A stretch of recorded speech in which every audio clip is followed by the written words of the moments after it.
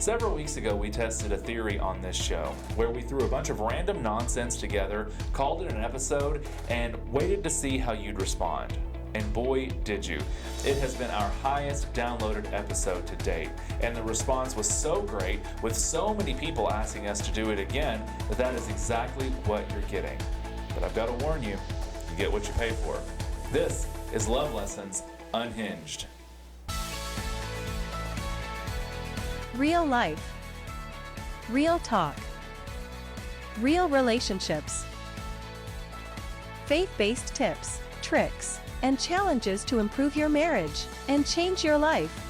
It's the Love Lessons Podcast with your hosts, Christian counselors and marriage experts, Dr. Zakk and Blaire Gammon. Well, hello there and welcome to the show. You ever have those situations where somebody asks for something and you're like, I don't think you know what you're really asking for, Yeah. but I'm going to give it to you? Yeah. This is what the audience has asked for. And they don't really know what that is. They don't know what they're getting into. But we're going to give it to them. People have loved our unhinged material, and we're just, here it is.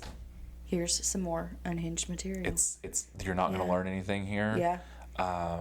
You might laugh. You might laugh, you might cry. You probably will cry. Yeah. Yeah. Good luck. Yeah. We'll be praying for you as you listen. We've got some stuff from the cutting room floor, too, that we have cut over the course of our season 1. So we'll be adding some of that in, too. Yeah. Here it is. Love Lessons Unhinged. Bless your hearts. So, speaking of unhinged, let's talk about something unhinged that you do. Why do you feel the need to swing on somebody if they have to wake you up? Everyone in our house lives in fear of having to wake you up, because if somebody does come to wake you up, it is like, first of all, you sleep like somebody in the Victorian era dying of the plague. That's not true. And then it is true. And then secondly, when someone comes to wake you up, it's like, and you're like swinging arms and everything. Like, what is wrong with you? Why do you feel so unsafe that you come up swinging? Our children live in fear. Listen, I am saying that is a genetic thing. I'm not sure if it's nurture versus nature, but I grew up with a mother that would swing on you in her sleep. One time she smacked me, and it was completely by accident. I scared her and woke her up. And so we learned that if you were going to wake Mama up, then you needed to start at her feet. You needed to run over to her feet and go shake and go, Mama, Mama, and then run away so that she didn't smack you or kick you. And then if she still didn't wake up, then you'd run to her calves, Mama, Mama, and then run back, and then maybe her knees, but you didn't get much higher than the knee thigh area, because then you were within swinging range. And it wasn't because she was trying to be abusive. It scared her when she woke up. And I realized that I'm the same way. I don't make a conscious choice to wake up and swing. It's like a protection. I'm scared, and so I'm going to hurt someone. It doesn't matter. Have you ever had to fight your way out of a situation? Let's just start there. Has there ever been a time that you have had to scrap your way out of a situation for survival? I'm not talking about the time you tried to beat somebody up on the school bus. Not for survival. Or just in general, Most so you didn't have to go out and kill and shoot their dinner for survival. No. Right. So I don't understand why this is a natural, why do you have so much anger in your heart? I don't have anger in my heart. It's fear. Here's what I have learned. Tell me, oh wise one, what have you learned? It's just observation. Okay. It's only wisdom from observation. What are you diagnosing me with today, Dr. Zakk? There's not enough time. It doesn't matter how I wake you up. It can be gently. It could be with a marching band coming into the room. You could have a mariachi band, or I have been gently, babe, yeah, honey, all the way to wake up, woman. I think the softer, gentle ones scare me more. Light touches that freak you. I think it's... You're getting a frying pan the next time. I think if you're Blaire, I mean, it would still I would still I've tried jump. that too. I cannot help it. I can't help it. It's not you, it's me. Yeah. So why are you holding it against me? That's something I can't help. It's like being mad that I have brown hair. I was born that way. I think that you should probably do some self-reflection and figure out why you feel the need to swing on people, because it's very dangerous for the rest of us.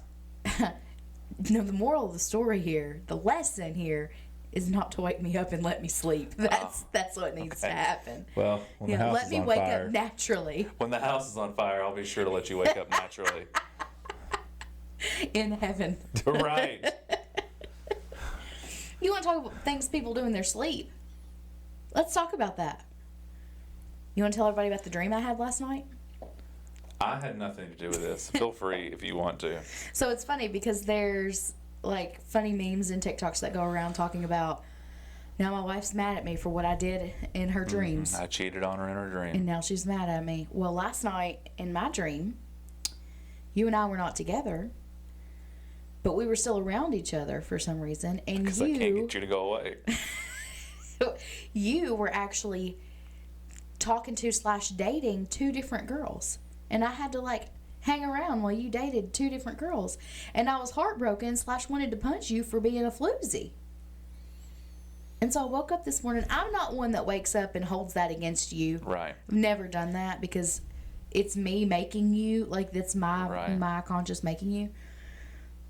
But it still hurt my little feelers, and I feel I needed extra cuddles this morning to make sure you still love me and weren't going to leave me. So why did you do that to me in my dreams? You know what's... It's funny. It's a good thing that you don't hold that against me. Yeah. Because I don't care. I don't understand when women do. I know. And maybe somebody can explain it to me, but Maybe I've never. it's an opportunity to get your husband to grovel. I don't know. Yeah. Because a few nights ago, I also had a dream that I don't even know what had happened, but what had happened was, but in the dream, you and I were in a fight, and I was so mad at you, and like woke up mad until I realized it was a dream, and then just went back to sleep. And then you did some self-talk and... Well, I mean, it was more of just like, I mean, yes, it was self-talk, but it was like, Zakk, it was a dream, go back to sleep. And then Zakk was like, okay. You exhibited self-control with your emotions, I did. where you didn't blame somebody else for the feelings you were feeling. I did. I don't have it within me to care if Dream Zakk treats you poorly, cheats on you, leaves you. Like, he's the worst. Yeah, sorry it happened to you, but I don't care. You can't be responsible for what Dream Zakk does. And I don't even have the emotional capacity to care. You don't care that my feelings were hurt? Oh, so I'm hearing you don't care about me. That's it. That's what I'm hearing.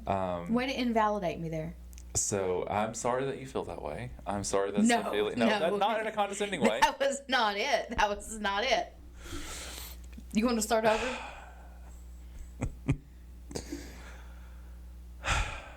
Anyway, I am sorry that your feelings are hurt, and I don't want for you to hurt in that way.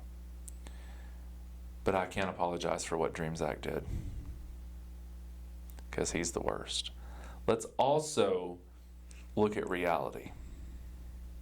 Do we have to? Yes. Okay. I can barely handle and or tolerate on some days the one that I have. Why am I going to have to go find somebody else and train somebody else, let alone 2 people? It's not happening. I mean, I also feel like that's a lot of energy for you, but maybe you're trying to be Hugh Hefner. I don't know. No. And I certainly don't want someone younger than me. These men that get divorced in their 50s and then go and date like a 23-year-old, I don't get it. I mean, I don't either. It's just, I mean, I was the worst at 22 or 20. You were too. You were awful. And that was a joke. You were fine. But could you imagine like having to deal with like Zakk in his early 20s again? No. I can barely deal with you right now in your mid-30s. Yeah. Way to rub that in. Thank you. But I just don't know how people have the energy. No. Like, how are you in your 50s having the energy? Like, we have a friend who's like 21, and bless her heart, she'll stay up until 1 or 2 in the morning. And if I did that one time, I would be down the whole next day, like I was hungover. Yeah. And she gets up and goes to work, and like I'm. Yeah. Sometimes way early in the morning. Yeah. Like I got 3 or 4 hours of sleep last night. Like, no, if I don't sleep with the right temperature, the right wind blowing in the room, the right Tempur-Pedic bed style, 3 pillows, the right nightgown, the appropriate temperature of ice water beside me on the bed. Yeah. With my Aquaphor on my lips, it ain't hitting. Listen, I can't function the next day. We went out of town this past weekend, and the hotel that we stayed at, very nice. Yeah. It was the worst sleep I've gotten in a long time. I'm going to start bringing my own pillows. Own pillows. I took my own heating blanket. I think I'm going to start taking my own toilet paper at this point. Like it's. You did say, can we go to the store and get 2-ply? Yeah. I mean, like I am. I just. So at 23, it's like whatever, and you pass out drunk somewhere. I mean, I didn't. I didn't either, but I'm exaggerating. I imagine that men that date 23-year-olds are dating like the party girls, and so they're like, getting sloppy. Exactly, getting sloppy drunk and passing out, and they wake up with like a sticker on their face or something from being on the floor. Whereas if I tried to sleep on the floor, I think I would literally die. I think that the Lord would take me right then. Concrete? Nope, that's the end for you, girlfriend. If you go to concrete, you're going 6 feet under that. Yeah, exactly. There's no way that my body would be able to do that. Yeah, I don't. I never understood that when I was younger either. I'm like, those people are ridiculous, and now I'm like, if I look the wrong way too fast, like, I might need physical therapy. Listen, I legit, it actually happened to you. 2 years ago, turned my neck the wrong way. I was pregnant. I don't know what I did, but I heard a crunch, and then I couldn't move my neck, and I was in so much pain. Yeah. We had to go to the doctor, and they wouldn't x-ray me because I was pregnant. So then I had to go to 6 weeks of physical therapy for this. I'm not sure what I did to my neck. And all I did was turn my head right. Yeah. To the right direction and crack. It was apparently the wrong direction. It was. It was the wrong direction. Speaking of you waking up, though, if I wake you up, you swing on me and you want to hit me. However, if you wake up and I'm not there, you're equally dramatic. That's not completely true. It happens sometimes. But there are a lot of times that I wake up and you're not there, and I'm like, oh, he went to the bathroom or went and got a snack. Or it's if you're not there and I can't logically decide where I'm placing you. Right? This sounds like a control issue. I think it goes back to fear. Again, same reason I swing on people. Like if I go and I hear you in the bathroom, I'm like, oh, he's in the bathroom.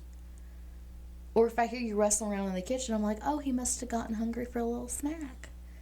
But if I wake up and hear you cocking your gun, like I did that one night when you went outside to chase away people. That's true. That I'm like, what's happening? That's fair. The Ring camera went off, and in our neighborhood, we had some people who were trying to check to see if any car doors were unlocked.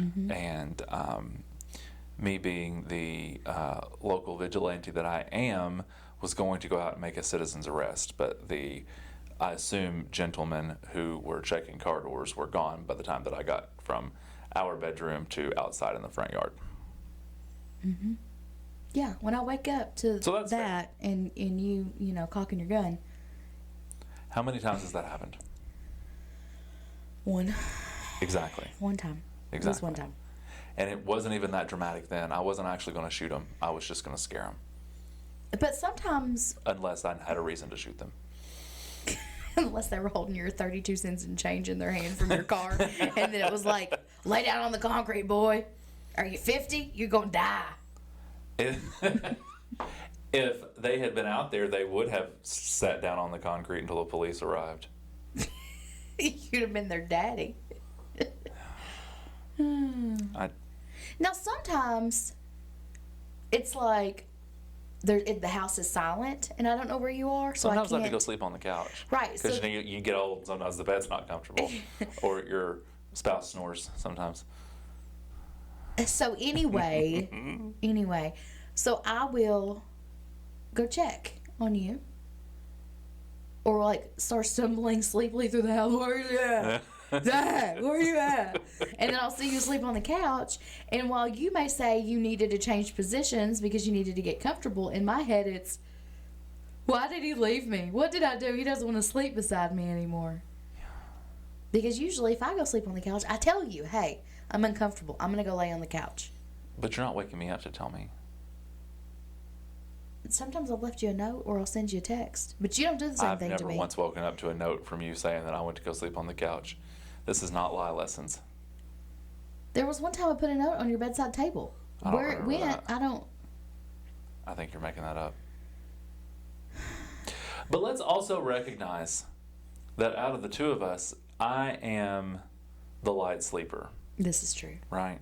Like, if you wake up, now if I like jump out of bed, then, like when I got the little Ring security cam alert, certainly. But otherwise, you could sleep through a home invasion. Yeah. Or a tornado for sure. If I came home tomorrow and I said, I think I want to buy a TV station, you would have some questions and some objections, but eventually you'd be like, well, this is really inconvenient for me, but I guess we'll make it work. Feels like things that we need to catch on camera. Yes, but you're not going to come to me without everything figured out because you know that I want... It's true. You're far too analytical. I want all of it. And if you can, pitch it to me and it makes sense, then I'm game. So do you want to buy a TV station? No. Oh, okay. Are you pitching it to me? No. Because the last time we talked about television, we talked about how it was losing money. And so that does not feel like a smart... The money's all on the internet now on award-winning shows like Love Lessons. Yeah. Actually, when severe weather happens, I just go to sleep because I know you're going to take care of it. Yeah. Because he's also a weatherman, in case y'all didn't know that. Self-proclaimed. Anyway. I've never once proclaimed but that. people have tried to proclaim it on you. Yes. They've tried to put it on your name. I'm just a nerd, and I think it's interesting. Yeah. He's like, look at this cumulus cloud. And Okay, I'm I've like... never once said that either. Wow. I used to work in television news. I'm aware of how severe weather works. I am a certified storm spotter. Keep so I going, guess maybe... Zach. Keep going. You're making my point for me. Never mind. I'm just going to shut up now. So when severe weather happens, I'm like, Zach's got it. He'll let me know if I need to do anything.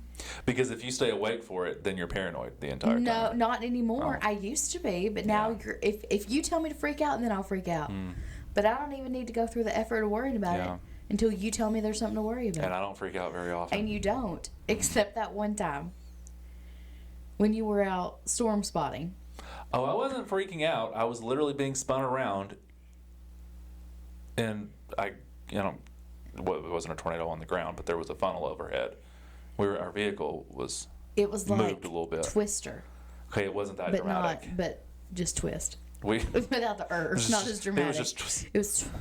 Yeah, the But car. you called That's me. actually probably the sound that it made with the car. So this was early on in our marriage, and our girls were little. And this is, I grew up around storms. I hated storms, scared the crap out of me, whatever. A lot of fear. Scared little Blaire.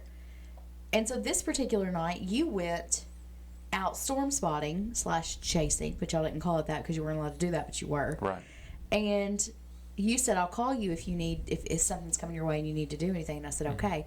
And this was a particularly severe storm day. Like, there was high instability in the atmosphere. It was one of those, like... It started over in the Midwest, and it just, tornadoes. It was one where, like, when, they get on TV and they're, like, batting down the hatches, you need to get those hatches battened down. It was springtime, Yeah. So you called me in the middle of the night, and you're like, you need to be aware it's getting bad. You need to I think you said just pay attention. I don't even think you told me to do anything other than pay attention, and you would try to keep me updated. And so I took that as get in the bathtub right now. And so I was like, how am I going to protect these children in this bathtub?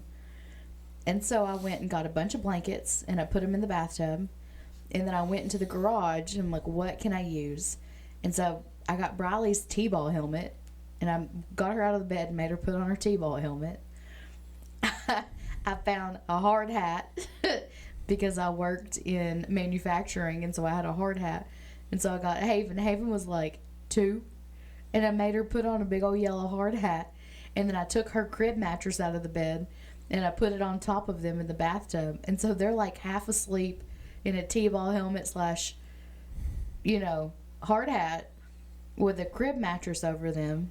And I called you, and I was like, okay, we're prepared, we're ready. And you were like, What are you talking about? And I explained to you what I did, and you were like, Blaire, honey, it's not like that, and it's not like that right now. You need to put those kids back to bed.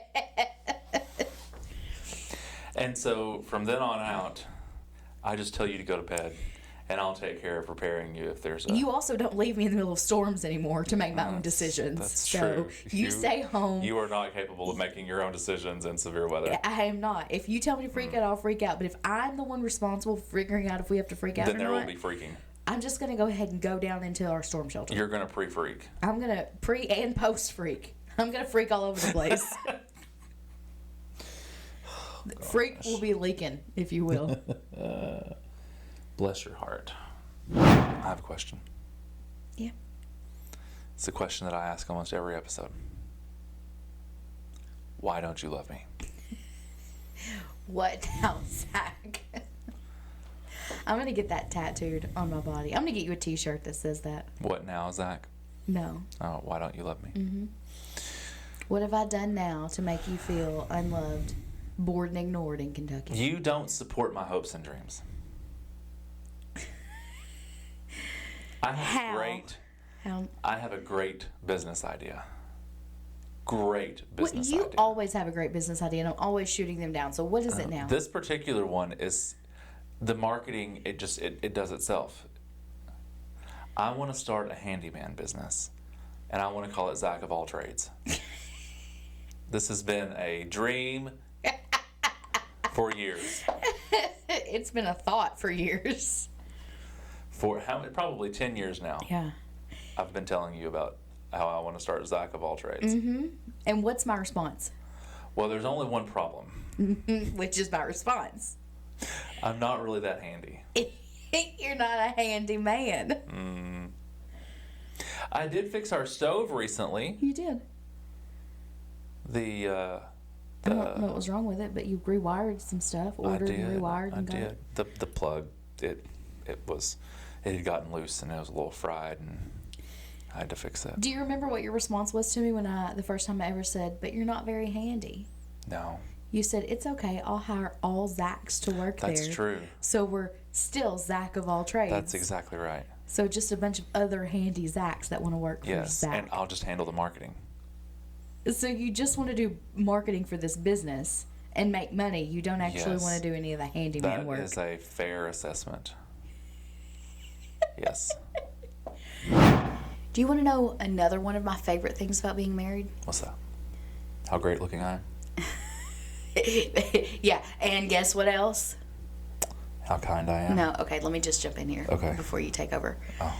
It is being able to read one another's mind and thoughts. Yes. Now, let's preface this by saying that sometimes this can get us in trouble, especially when there's conflict. We think we know what they're thinking or doing, and then we make decisions and or have emotions and behaviors based on this. It's our stinking thinking, right? So I'm not talking about that. I'm talking about those times when you and your spouse are communicating via, what do they call it, ESP? Yes. Like that sixth sense. Extrasensory perception is what it's called. I just Googled it to sound smart. So, the wonderful motion picture Mean Girls from the year 2004. A classic movie. We quote it every single day in It's our a house. normal one, yeah. Yeah. She says that they have... You can't just ask people why they're white. She says that they have ESPN. Yes. And so we call it ESPN in our house because we both find a lot of enjoyment when we have those moments where we know what the other's thinking. Mm-hmm. Or we can look at the other one and just like raise an eyebrow and we're like, yep. And like we've just had a whole conversation without even opening our mouth. We were in a situation 2 weeks ago maybe, where we were at an event and there was an individual there, and like 2 days before I was like, have you ever noticed this particular trait about this person? And you're like, no, I don't think I've ever seen it. And like the next time that you see them in public, see if you can see this. And so we were at an event and we saw this person there, and they were just walking in our general vicinity. I was in mid-conversation with your father about something, and you turned around and looked at me, and the moment that we made eye contact, I just said, yep, and you knew exactly what we were both like, on the same page. Yes. It's also beneficial when we're in social situations Oh, yeah. and we give each other the look that's like, please, for the love of all that's holy, get me out of here or I'm going to commit a felony. That's one of my favorite things of having a person who knows you so well to know what it is that you need, or to be able to have a conversation Yeah. that close together. And we're not the only ones. We know plenty of couples yeah. that do this. Oh, yeah. Yeah, that are picking up and on what each other are putting down, and Yeah. it's one of my favorite things about being married. And the longer that you're married, the easier I think it becomes. Yep. What's really funny is being a professional who's been trained in reading body language, I often notice when couples are doing it with each other. Yes. Yeah. Like, you can see when they're having an internal conversation. There have been a couple times I'm like, share with the group, share with Yes. with the class here. Like, Yes. I'm not in your brains. I don't know what you're saying. Right. Yeah. Or here's my favorite one.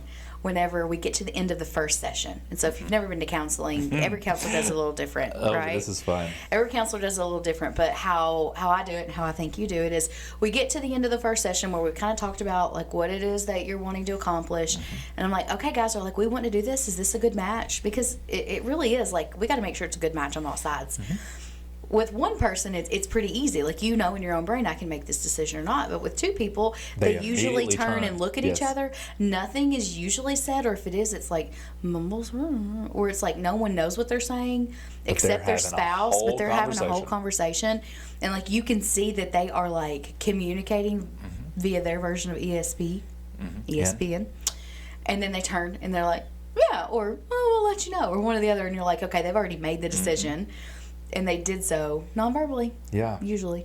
Nonverbal communication, I'd say, plays a bigger role in relationships than the things that you Oh, say. absolutely. And until you point those out, especially to couples in conflict, they never realize it. Like just tone of voice, which you're verbally having that Right. conflict. But just even in how you say things, or your body language, or the way you cut your eyes. Yeah, the way you're holding your mouth, any of those things. Yeah. For you, it's when you do this. I do. You do this. I'm not sure what you're doing here. I don't know. It's like, when you kind of make your For those hands of you talk. listening, she makes a little circle with her hands. Yeah, You're like not a watching this little, online. like a little circle with where all four of my fingers meet my thumb. Yeah. And I like Yeah. peck. Use it to like peck. You're like a little rooster. I like use it to peck when I'm like driving points home. When you're irritated, when you're annoyed, you sniff. And you have now taken on this picked trait. this hat. Didn't even know I was doing it until you pointed it out one day. One day we were sniffing at each other. We were, You looked at me and you were like, why are you annoyed? And I'm like, how do you even know I'm annoyed? because you sniffing, I was bruh. like- and then when you're mad Shake my foot. and you rub your nose. I do rub my nose. Yeah. Yeah.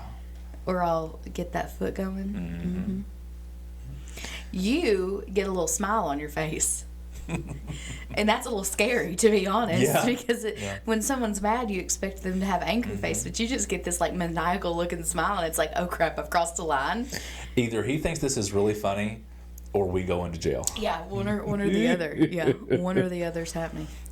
Here's another thing that I enjoy in marriage counseling that really cracks me up, another nonverbal communication. I always intentionally do this when a couple comes in. I'm like, so tell me what's going on. Why are you here? And they turn and look at each other And they have a whole conversation. about who's going to respond first. Yes. Yep. And in that moment, they decide how much they're going to tell, too. Yep.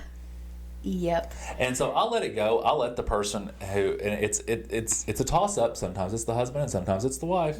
It depends. Depends on what they're being seen for, too. Yes, That's usually this who will is start. true. Yeah. And then sometimes it'll be like the person who's like more mad or who's more obstinate. Well, just go ahead and tell him. Yep. Tell him. Tell them why we're here. Okay, I get it. You're mad, obviously, or you wouldn't be here for marriage counseling. But what's funny is that I'll let the person answer, and then I'll be like, all right, so tell me what wasn't being said just now.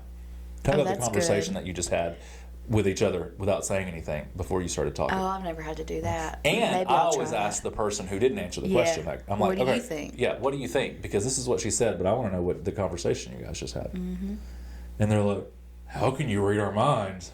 And I'm like, there are some people out there who really think that they are like a mystery wrapped in an enigma, and most people aren't that hard to read. Yeah, if you are trained to look for cues, you know what to look for. Yes. Yep. Yes. Mm-hmm. I know why you picked the seat closest to the door, because it feels safer so that you can run out of here. Mm-hmm. I know that you and your spouse are struggling because you are so far apart Yes. on the couch compared to your normal, Yes. which is that you are very close to each other. You're Right. very far apart. Yeah. Your arms are crossed. Yes. You're leaned away from each other. Your spouse leaned over and patted you on the shoulder, and you look like you wanted to jump out of your skin. Yes. Yeah, like, and you say, "Oh, we're doing good," and I'm like, "Sis, no, you ain't." Yeah. Like, I can tell. Yeah. If that's good, I'd hate to see bad. Right. I stopped a long time ago asking people, how are you? Because they always say, good. I'm like, great, then I'll see you next week. Like, what do you want me to do with that? You know, now I say, tell me what's new. Oh, that's a good one. I always say, "How was your week?" Yeah. And they always say, "We knew you were going to ask us that, so we've been thinking about how our week was." Yeah. I always say, what's new? Mm-hmm. And 99% of the time, the other person says, oh, nothing. And then they give me, And they tell 10 you minutes what worth it of is. stuff. Yeah. But you got to think, if you're on the other side of it, you're going to say the same Oh, thing. yeah. It's like when somebody says, Yeah. "How are you doing?" Yeah. Most people say good, even if they're not doing good. Like Yeah. if you see somebody at the grocery store, "Hey, how are y'all doing?" "Oh, we're great." Even Yeah. though, my 95-year-old grandma just passed away and Blaire ain't sad about it. Right, exactly. Yeah. A few years ago, I was seeing a counselor, Bill, great guy, and he would always start the session with, how did he say it? What's going on in your world? And I'd say, oh, nothing. I did it too, I'm just as bad as everybody else. And he said, you mean to tell me that you drove, he was a significant distance from our house, and he said, you mean to tell me you drove all this way and nothing's going on in your world? And we're like, well, I mean, I guess there's some stuff going on. He's like, yes, there's stuff going on. This is, why are you here? Yeah. So it's fine. So I don't know how we got here, but ESP, extrasensory perception. It's not a real thing. It's just that we learn how to communicate non-verbally. And it can be used for good or for evil. That's true. Good or evil. I can't believe it's come to this. What now? What now? I just feel abandoned and neglected by you. Do we need to get the feelings wheel out so you can... I know my feelings. You do? Abandoned and neglected. And neglected. Okay. We do this cute thing in our relationship where I set up some kind of account or system On a computer? On a phone? anywhere, and it has app access, such as our bank, our garage door opener you can open from your phone, Oh, yeah. our security system, Oh, yeah. Keep going. It's all things on my to-do list. the banking app for the practice that you so happen to be the executive director of. Yeah. The list just goes on. It and really on. does. I invite you to apps, and you never show up. I don't. I ignore or delete them. Even after you say that you want access. I do. This is all true. All true. We switched personal bank accounts 6 months ago. Okay, partially switched. We're kind of like between two bank accounts right now. It's like dating two people at once, and it's very confusing where the money goes. But when I set up the new bank account, you said, I need access to that. And I'm like, why? You don't have access to any of the other banking apps that we have. And you're like, well, if you die, it'd be nice to be able to access the funds pretty easily. And I was like, fine. So I send you an invite to the app. Have you ever I don't think signed I got into that online one. banking? I don't think I got that one. Well, I've seen it in your email. You can go look. I already have. I'm not going to do it again. Here's what really needs to happen. You need to understand that that's one of the things I'm not going to do. But you asked for it. I want it, but I don't want to do the work that it takes. And so I want you to take my phone, and I want you to set the app up, and I want you to say, here it is. But then when I do that, you don't. Another example. You manage and oversee one of our ministries at church. And so with the way that our church banking is set up, each individual ministry leader has their own debit card and their own account. Yeah. And it's all segregated out. So you have an app and it's just your ministry's account. It's very nice. And so you can do like purchase requests and do your receipts. As the executive pastor, it makes my life very easy. And so what's nice about this app is that when you take a picture, it sends you a little alert, and it's like, upload your receipt. When you do that, it goes into the church's QuickBooks. It's wonderful. Today, literally just a couple hours ago, you're sitting in my office, and this app alerts you when the church deposits funds into your account. Mine does not. I have the app. Mine does not. So I asked, do you get an alert if I deduct money from your account? Because I had to write a check for something out of your ministry's budget, so I had to take it out of the account. And you were like, you mean like that push app? It's not called push. No, it's not. And I'm like, do you not get alerts? You're like, I don't know. I've only ever opened it once. When I set it up. And I'm like, so what's the point in giving you access? Because you're not even going to use it. Even if I set it up for you, you're still not going to use it. No, that's not true, because I've not needed it since I set it up. Mm-hmm. I've not needed it. We've not had our ministry night that we're supposed to have. If you set me up with banking or with Garage Door or whatever, I use a lot of the apps I have. You set me up with Nest for thermostat, and I use that every day. Every single day. Here's the deal. You need to send me the invite and then take my phone and set it up for me. And then you need to walk me through it like user manual. Be like, here's where this is. And here, that's what you need to do. Why do because I have to do I that need for you you to be my personal geek squad, because I won't do it. But you it's not won't wash that your difficult. drawers, and I'm not downloading apps. The difference is that I would wash my drawers if there was a situation No, where you would go to Walmart and buy another pack. That is ridiculous. Yes, you would. I would not. The bank for the practice. So for those who are not aware and or care, you were named executive director of Revive Counseling Center on January 1st of this year. Right. I was dethroned from the position. You dethroned yourself. I did. So everyone's aware. I informed the board, and you were made the executive director. Mm-hmm. Logical step. Congratulations on your new role, by the way. Thank you. As the executive director, one would think that you should have your own debit card. I asked you if I could have one. Right. And so with our bank for the practice, you are required to have app access enabled. Yeah. And so I have to create an account for you, as I was the administrator.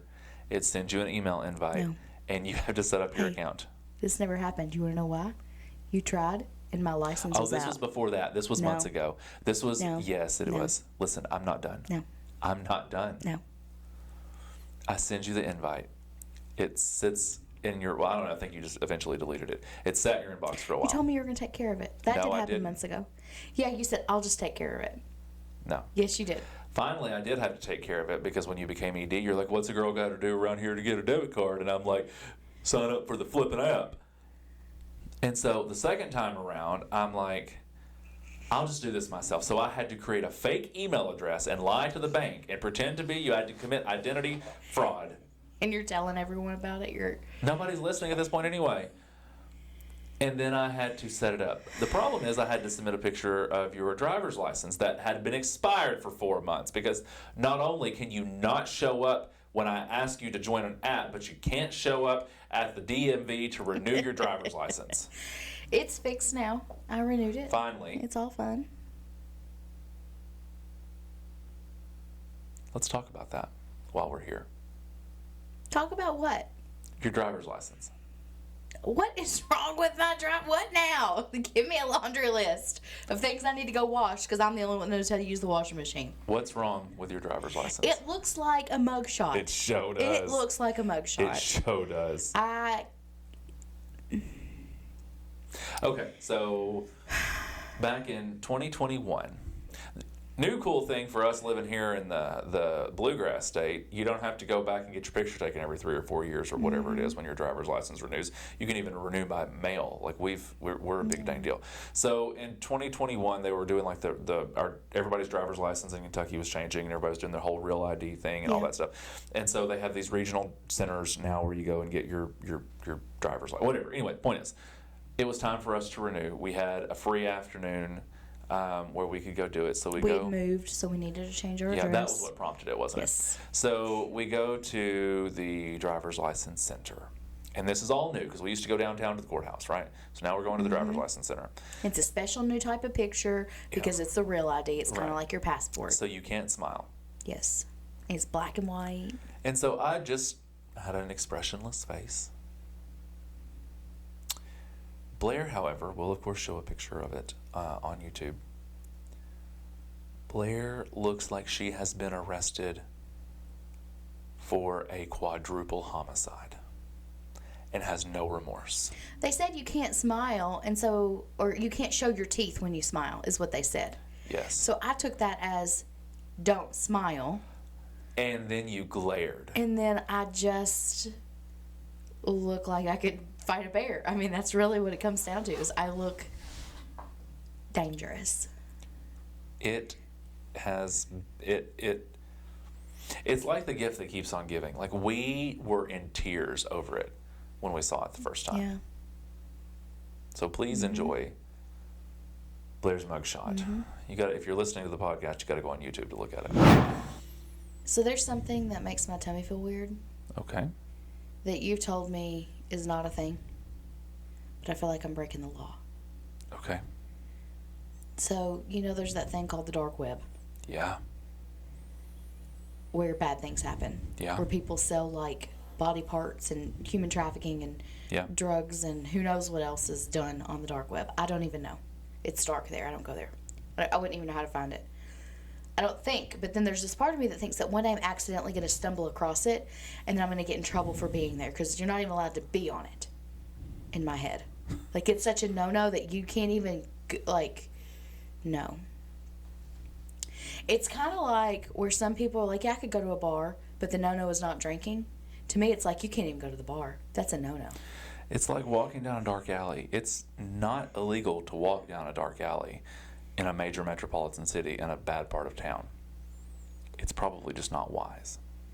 Okay, well, I stay out of those types of places. Right. The difference is, if you're unfamiliar with a city, there is a possibility one could stumble into a dark alleyway, right? Mm-hmm. It doesn't work that way with the dark web. Like, you have to intentionally want to go there. It's like a speakeasy where you have a password and everything to get in. You have to download a special browser. It's not Internet Explorer. May it rest in peace. You know way too much about the dark It's web. not. I've been to the dark web. What'd you do there? I showed up and looked around and didn't see anything interesting, and I left. Why'd you go? To say I'd been there. See, and I won't even let myself use an incognito window because to me, I'm Is that hiding the dark something web? that's like one step away from going to the dark web. Yeah. No. Okay. Let it all be tracked so they know I'm doing legit things. The only time that we use incognito windows is when we hear some kid slang and we're not sure if it's appropriate or not, and we have to Google it to see what it means. You do. I don't even do that. I don't even think I knew how to use an incognito until you told me one day, and I was like, no, you can't do that. You're like, why can't you? I'm like, because you're going to get in trouble. You're like, by who? You're grown. And I'm like, I don't know, but you can't do that. It's the dark web. You're like, that's not the dark web, Blaire. No. Just because your screen gets dark when you go there doesn't mean that it's the dark web. Obviously, it's like insinuating, like, shh, hush, hush. No. What's done in the light, do in the light. That was a good try. I know. You have to download a special browser. But what if one day I stumble upon the browser and I'm like, let me download it? You won't even log into an app that I set up for you. This is true. What if one day I get charged with a crime that I didn't commit because I stumbled across something? The dark web doesn't work that way. What if I accidentally buy a kidney and I didn't even know it? So like when you're walking through airport security and you're like, what if I accidentally have a gun? Yeah, exactly. I just realized that I have anxiety. Am I accidentally smuggling cocaine right now? Oh, gosh. You're not going to the dark web. Well, I feel like the incognito window is the gateway drug for the dark web. I'm just going to put that out there. The incognito window is good if you are paying bills or you're logging into like sensitive account information. That's the whole point of it. It's not to do bad stuff. It's to protect your stuff?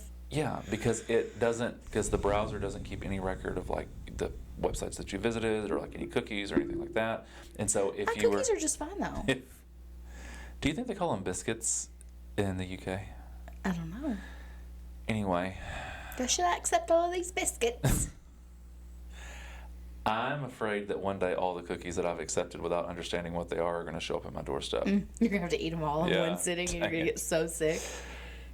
No more cookies. The incognito browser is supposed to protect you in case you're using like a sensitive website such as like your banking or something I like hear that you.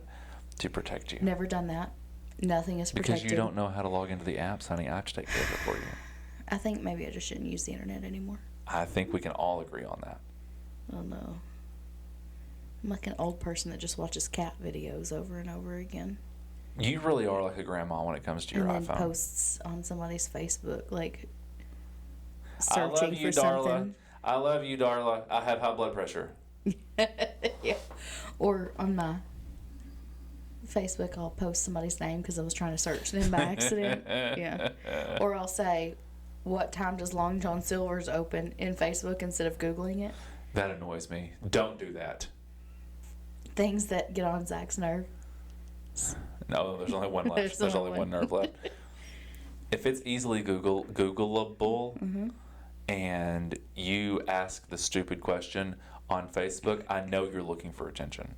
I know without a doubt you are looking for attention. I don't care if you tell me your intentions are different. You're looking for attention. Stop it.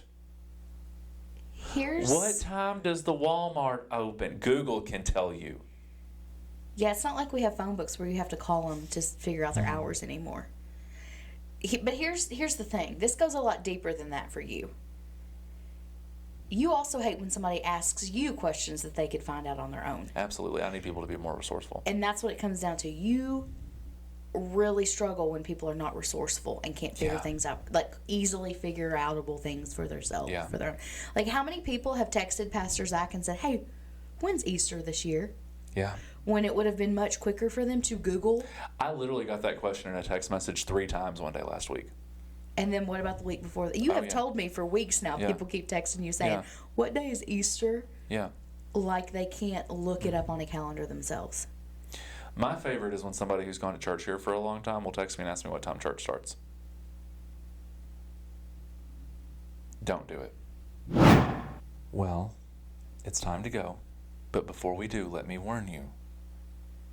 This is the end of the show. As soon as we finish recording, I'm leaving this chair. Don't wake up looking for me thinking I've left you.